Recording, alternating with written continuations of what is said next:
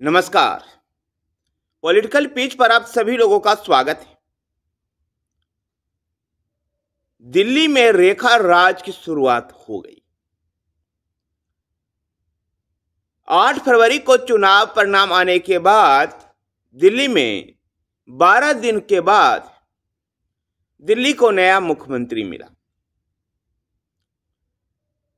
दिल्ली को नया मुख्यमंत्री मिलने में इतना टाइम क्यों? और अब रेखा गुप्ता मुख्यमंत्री के दायित्व को संभालते हुए पूरी तरह से एक्शन मोड में दिखाई। रेखा गुप्ता के शपथ ग्रहण समारोह रामलीला मैदान में हुआ, जो भव्य हुआ और पूरी तरह से यह प्रदर्शित करने के लिए था कि एनडीए में एकता है। रेखा गुप्ता के शपथ ग्रहण समारोह के बाद जिस प्रकार से सचिवालय में जाकर के दायित्व को संभाला, उसके बाद यमुना घाट पर जाकर के यमुना आरती की, ये दिल्ली में भाजपा को सत्ता में लाने में जिस प्रकार से यमुना जी का महत्वपूर्ण भूमिका रही है, उसी के अनुरूप रेखा गुप्ता यमुना आरती कर इस बात को संकेत दे चुकी। शाम को रेखा कैबिनेट की पहली बैठक भी हुई।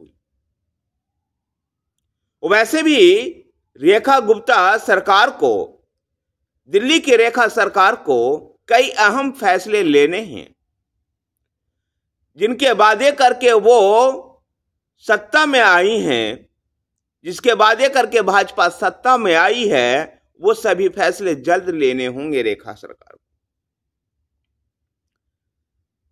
रेखा गुप्ता एबीपी के जमाने में से ही राजनीति में सक्रिय रही है। वो डूसू के सेक्रेटरी भी रही है।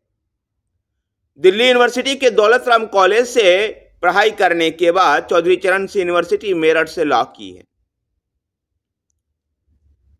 रेखा गुप्ता दिल्ली के शालीमार बाग की विधायक है। उत्तरी दिल्ली नगर निगम में शिक्षा समिति के अध्यक्ष होने के समय जब वह अध्यक्ष थी तो अपने नेतृत्व क्षमता का परिचय दिया था। रेखा गुप्ता सरकार में शामिल अन्य मंत्रियों में परवेश वर्मा हैं, जिनको डिप्टी सीएम भी बनाया गया है, जो जाट बिरादरी को रिप्रेजेंट करेंगे, जाट और दिल्ली के ग्रामीण क्षेत्रों का रिप्रेजेंट करेंगे। तो आशीष सूद, जो जनकपुरी के विधायक हैं, उनको भी मंत्रिमंडल में लिया गया है। सिख चेहरा मनजिंदर सिंह सिरसा को भी, जो राजौरी गार्डन के विधायक हैं, उनको भी मंत्रिमंडल में लिया गया है। मनजिंदर सिंह सिरसा के अलावा एससी समुदाय से आने वाले बवाना के विधायक रविंद्र इंद्रराज सिंह को भी मंत्रिमंडल में शामिल किया गया है। तो दो पूर्वांचली चेहरे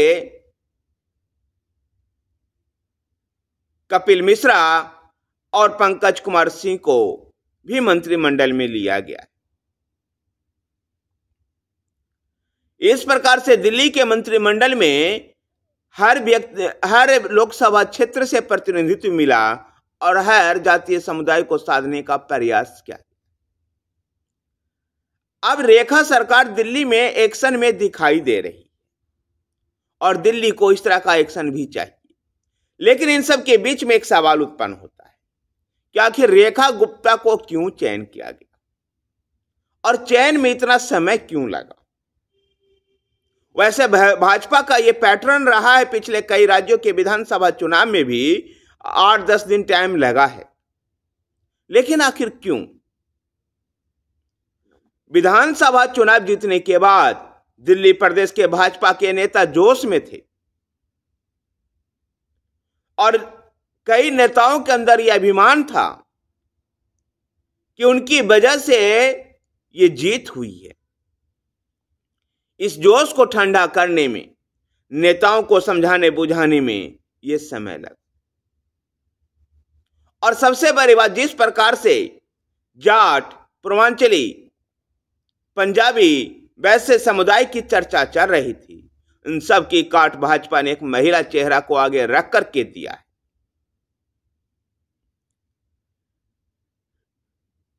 न केवल दिल्ली से दिल्ली में महिला मुख्यमंत्री रेखा गुप्ता के बाद न केवल दिल्ली के लोगों को यह मैसेज है, बल्कि कई राज्यों में पूरे देश भर के लिए मैसेज है।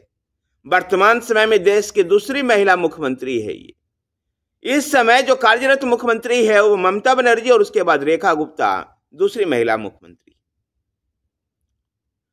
दिल्ली में ओवरऑल चौथी महिला मुख्यमंत्री है। रामलीला मैदान में जिस प्रकार से भव्य रूप से शपथ ग्रहण समारोह हुआ, इससे जहां भाजपा ने कई निशाने साधे, जहां सिंधिया की नाराजगी को भी समाप्त करने का प्रयास किया गया, तो और भी कई तरह के समीकरण को साधने में सफल रही। दिल्ली में रेखा सरकार को जल्दी ही वो सभी वादे को पूरा करना होगा। यमुना को सफाई से लेकर के महिलाओं के खाते में 2500 रुपया,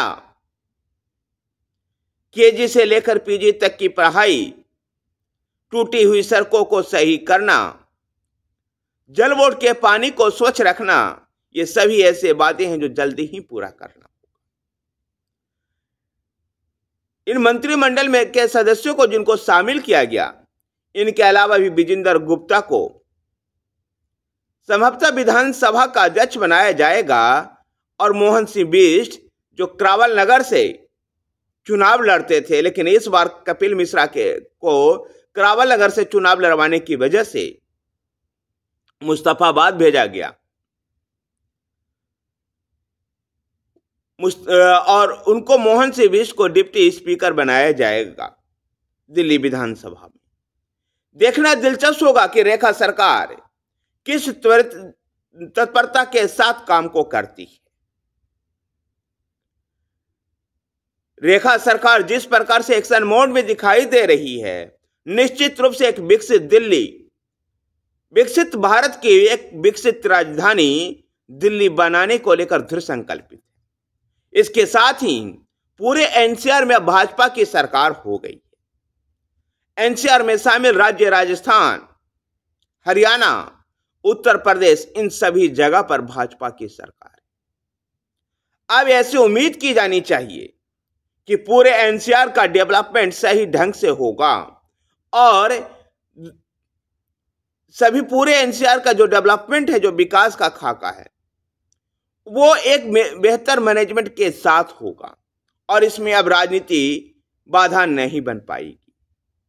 चाहे वो प्रदूषण की समस्या हो, चाहे किसी भी तरह के यातायात की समस्या हो, वो सभी समस्याओं पर अब एक बेहतर मैनेजमेंट के साथ निपटा जाएगा। धन्यवाद साथियों, वीडियो को लाइक कीजिए, शेयर कीजिए। हमारे साथ बने रहने के लिए हमारे चैनल पॉलिटिकल पेज को सब्सक्राइब कीजिए। धन्यवाद।